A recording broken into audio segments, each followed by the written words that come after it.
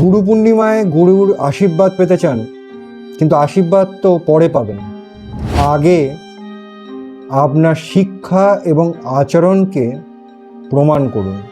জ্যোতিষশাস্ত্রে গুরু কেবল একজন শিক্ষক নন, তিনি বৃহস্পতির প্রতীক।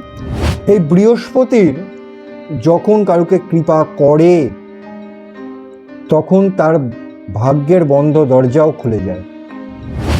কিন্তু এই কৃপা লাভ করতে গেলে গুরু পূর্ণিমার দিন শুধু গুরুকে সম্মান জানাবেন তাতে হবে না।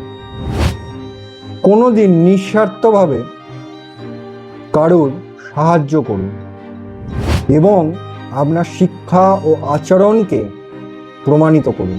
মনে রাখবেন, গুরুর কৃপা শুধুমাত্র মন্ত্রে নয়, আপনার শিক্ষা ও আচরণেও। কমেন্টে জানাবেন যদি আপনার জীবনে কোনো গুরু আপনার জীবনকে বদলাতে সাহায্য করে থাকে।